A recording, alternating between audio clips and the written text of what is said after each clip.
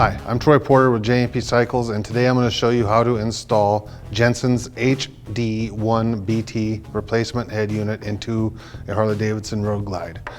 Up until this product came out, you either had to buy a real expensive replacement from the dealership or get a kit and splice and cut and everything. Kind of a lot of hassle. Basic tools is all you need for this install. And this is the favorite tool that we'll be using today. With this Jensen unit, the only thing we need the wire cutters for is trimming the end of the zip ties when you get all the wires in place. So we're going to start off, the first thing we have to do is remove the negative post from the battery, and to do so we're going to remove the seat.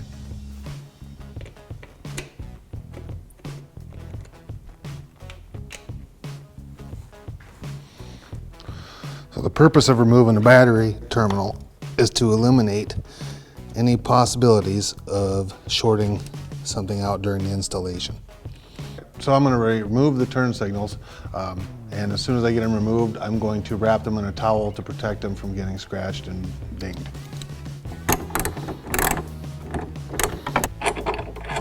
There's one bolt, and there's the second. Nothing fancy, just to keep it from getting banged up. Now for the next step is to remove the outer fairing. It's unnecessary to remove the windshield when you are taking the outer fairing off, but I do find that it's a lot easier getting it put on without the windshield on there so that you can see your spaces are even. So I'm gonna go ahead and take the windshield off.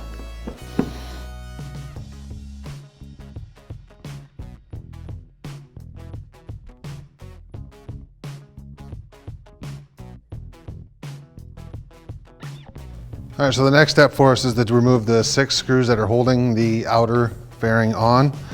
Take them off with a T25 Torx bit.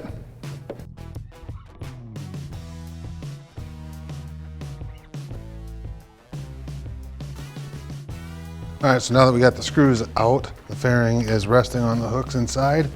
We'll pop this thing off quick here.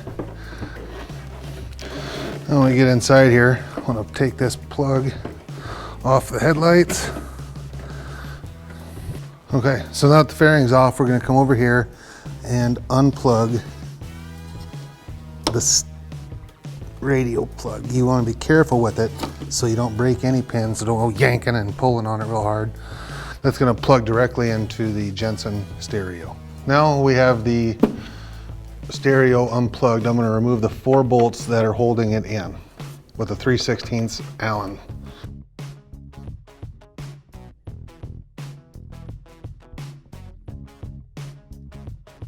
I removed the antenna, and now I can remove the factory head unit.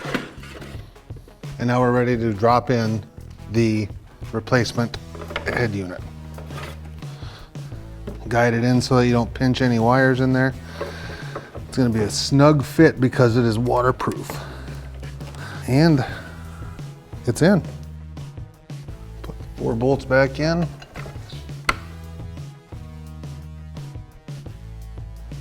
Now I'm going to route my hidden antenna wire up above it. Next, I'm going to plug the stereo in itself. Snap, it went right into place. And one last step is the antenna. So I got the antenna plugged back in. Now before we go ahead and put the fairing back on and everything all ready to go, I am going to hook the negative terminal back up and just check it to make sure that everything's working just fine. All right, so now I'm going to power it on just to see how everything's working. Display came on, tells me that the time is wrong. And hit power. Now being inside the building here, I doubt we're going to get any radio signal in, so what we're going to test right away is the Bluetooth functionality.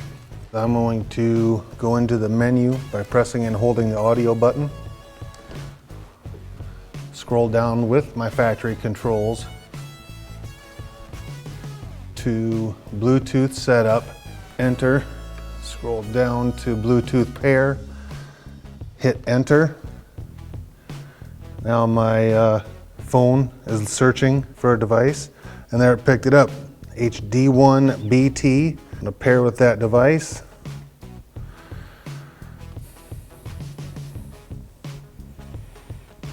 Connected. And you see on the screen here, there's a little music icon that tells us that we are paired with the device. I'm gonna grab a song and turn it up and listen to it.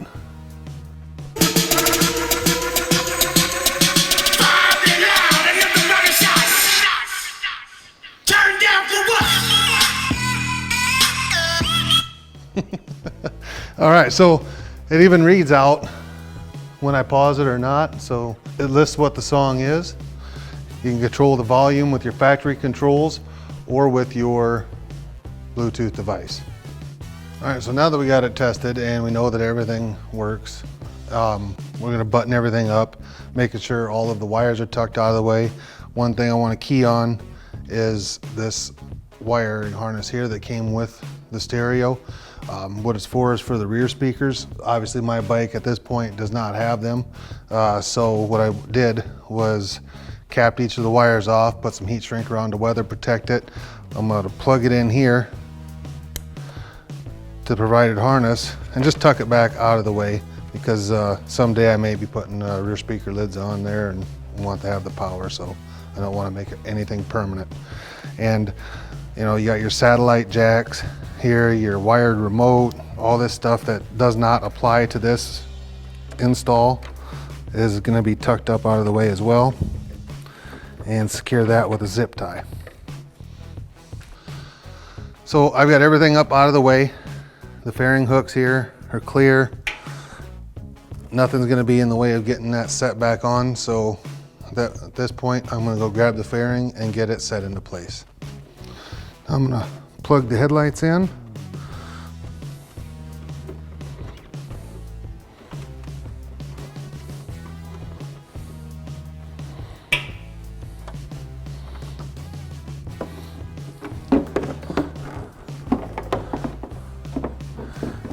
Now I'm going to put 2 screws in just to hold it in place while I put the turn signals back on.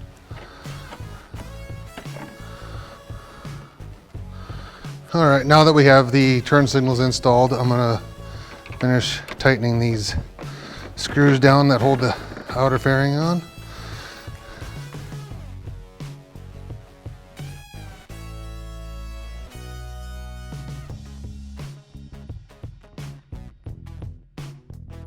All right, now I'm ready to put the windshield on.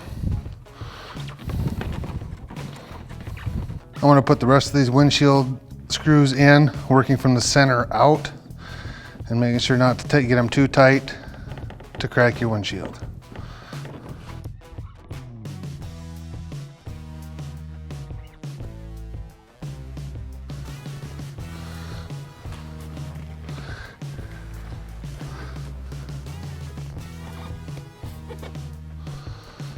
Okay, the seat is installed, so there we go. Installation's complete. I was surprised at how easy it was. Drop in, play. It worked out really, really well. Jensen's got a great product here. It's available at our website at www.jpcycles.com. If you have any questions, you can live chat or call into our toll-free number to talk to one of our technicians about it. Great product, and now the only thing left to do is get going down the road and listen to some tunes.